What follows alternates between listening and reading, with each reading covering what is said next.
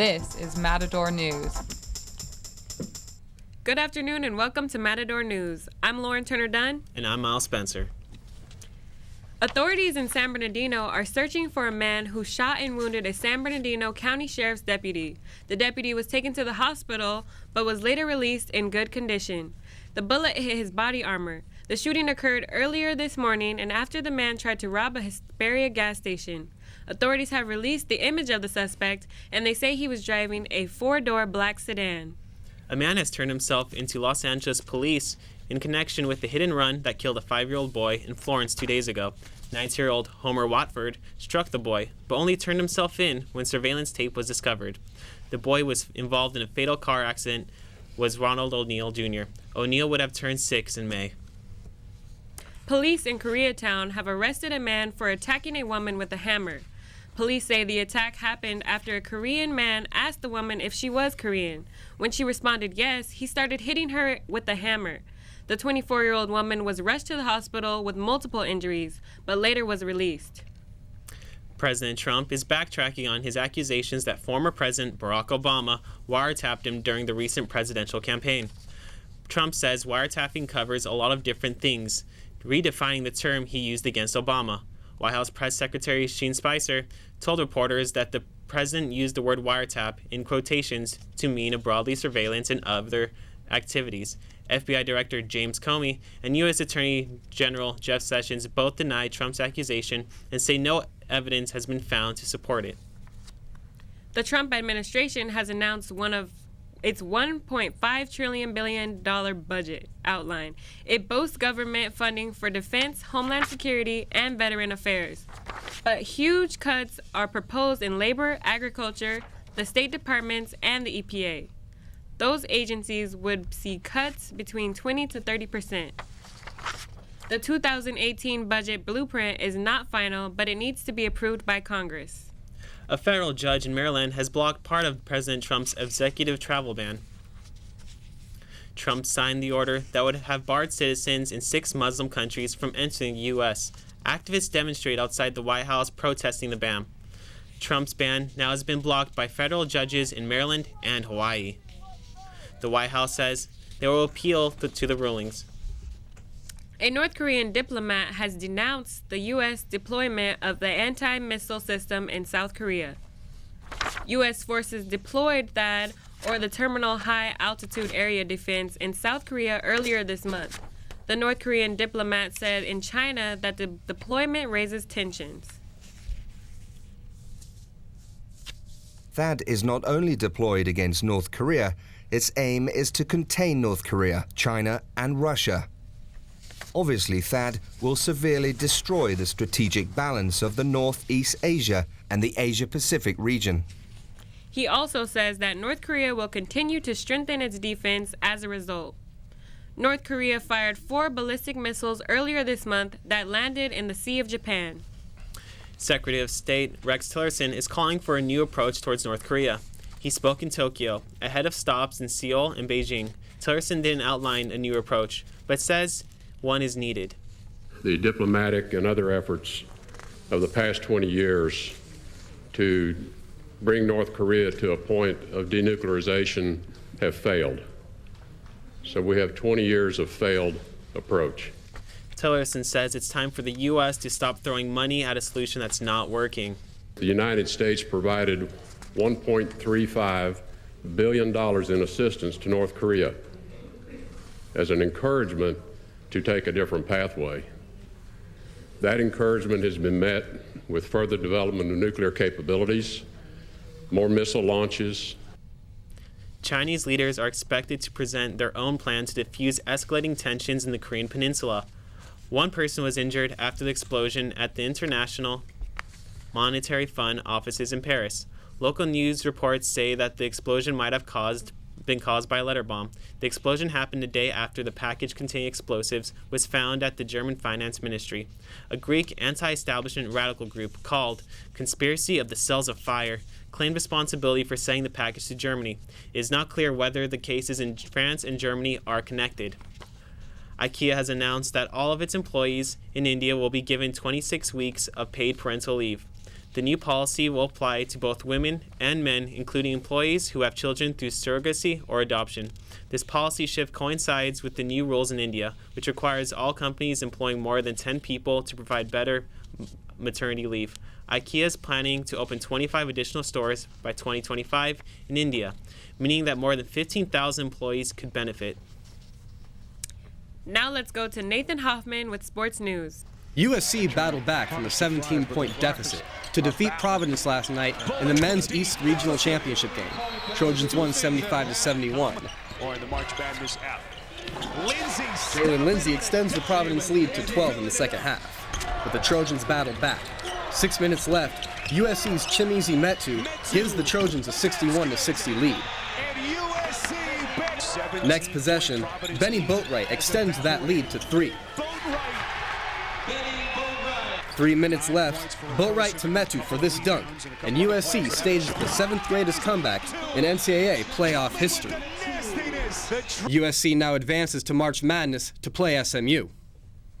Investigators have determined Miami Marlins pitcher Jose Fernandez was the operator of the boat that crashed off Miami Beach last September, killing him and 2 friends. The 24-year-old's fingerprints and DNA were found on the steering wheel and throttle. Fernandez owned the vessel, which was traveling at 65 miles per hour when it hit a jetty near Miami Beach on September 25th. He had cocaine in his system and was legally drunk. Former President Barack Obama has revealed his March Madness bracket picks. Obama released his picks yesterday on Twitter. He picked North Carolina over Duke for the championship. Rounding out his Final Four bracket is Arizona and Kansas. President Trump has declined to fill out a bracket. And that's what's going on in sports news today. I'm Nathan Hoffman. Miles, back to you. A high school basketball athlete was prohibited from playing in a regional final in Maryland for wearing a hijab. Janan Hayes played in every other game before the referee decided that she could not play with the hijab. The reasoning comes from a rule that says head decorations and headwear are prohibited. Religious reasons are an exception, but only if there is documented evidence given to the state. Despite the rulings, the state supports body says that she should have played and does not want this to happen again. Hayes has now teamed up with the Muslim advocacy group to ask for the rule to be changed. A 6-month-old baby died after his babysitter could not get through to the 911. The Dallas baby fell and could not wake up. The babysitter called 911 3 times but was unable to get through. Authorities say T-Mobile phones were flooding emergency lines, resulting in hundreds of calls being placed on hold. The goal of Dallas is to answer 911 calls within 10 seconds, but that night the average wait time was 40 minutes. The mother had to take the child to the hospital and arrived 1 hour after the first 911 call was made. The baby's cause of death has not been determined. Health and Human Service Secretary Tom Price says that the opioid epidemic in the county has been addressed in an aggressive way. In a town hall, addiction recovery specialist John Brogan asked Price how the administration is going to help people with addictions find a new way in life. Price says that he has laid out 3 priorities. We're going to do all that we can to put resources and research to make certain that we're doing all that we can. First is mental illness. Second is childhood obesity, and the third is the opioid crisis. And what we need to do is make certain that we're identifying individuals who are at risk. We need to make certain that we're identifying individuals who are beginning to fall into that trap and put the resources in place to educate them and make certain that we're showing them a better way. Price says once people are addicted to opioids, they need treatment, not jail. He went on to say that he will make opioid addiction a high priority in the Department of Health and Human Services. President Trump may not be loving the message on McDonald's corporate Twitter. His account this morning, the fast food chain, criticized Trump and called for Barack Obama's return. The tweet was posted a little after 9 this morning Eastern Time, but was deleted quickly. It was liked and retweeted more than 1,000 times before it was taken down. McDonald's claims its account was compromised and says an investigation has been launched. Now to Shannon Osborne with entertainment news. Pixar has released the first trailer for its newest film, Coco. The story follows a young boy who finds himself in the land of the dead after playing an enchanted guitar. The film's imagery is inspired by the annual Mexican holiday Day of the Dead. This is Pixar's first musical and original film since The Good Dinosaur in 2015. Coco is in theaters this November. Actor John Krasinski is rewriting, directing, and starring in the supernatural thriller A Quiet Place with his wife Emily Blunt. This is the couple's first feature film together. The film goes into production this fall. Thieves this morning stole $200,000 in jewelry from the home of Kendall Jenner. She reported the burglary when she found her jewelry box open. Police suspect it was an inside job because there was no sign of forced entry. Jenner was having a party with friends inside the home during the time of the theft. Disney's live-action Beauty and the Beast is expected to be a crowd pleaser. The Disney classic was recreated by director Bill Condon. The movie stars Harry Potter's Emma Watson and Dan Stevens. Characters will be voiced by Luke Evans, Josh Gad, Juju Mbatha-Raw, and Audra McDonald. The plot will stay the same, but new music and character backstories were added. The movie will be released tomorrow. Universal has announced a new Dwayne Johnson action movie. The movie will be named Skyscraper, and it is being described as a 3D action thriller. Johnson revealed plans for the movie on Instagram, saying this character is inspired by a disabled U.S. veteran. The actor will produce the film, and it will hit theaters next year. And that's what's going on in your entertainment news today. I'm Shannon Osborne. Lauren, back to you. A police chase in San Fernando led to more than 3 vehicles being hit. The chase began earlier this morning on the 118 highway. The driver of a BMW then left the freeway and traveled more than 100 miles per hour on surface streets. Multiple vehicles that were parked on Roscoe and Etiwanda were struck before the suspect was arrested. Riverside Sheriff's deputies have arrested a man who is trying to impersonate a police officer. The suspect, Johnny Sellers, attempted to pull over a man who he thought was a civilian, but turned out to be a sheriff's deputy. The deputy did not pull over and instead called local authorities. Sellers is due in court May 5th. 2 newborns were abandoned in the San Fernando Valley. A boy was surrendered in Tarzana and a girl in Northridge through the LA County's Safe Surrender program. The program lets parents or guardians leave a child 3 days old or younger at any hospital or fire station with no questions asked. The only exception is evidence of abuse to the child. A man who spent 32 years in prison for murder will be released in Los Angeles later today. LA prosecutors agreed that Andrew Wilson did not get a fair trial when he was convicted of robbery and murder in 1986. Wilson was convicted based on eyewitnesses and no physical evidence ever connected him to this crime. Now 62, Wilson plans on visiting his mother, who turns 97 in May. A major snowstorm has swept the Northeast.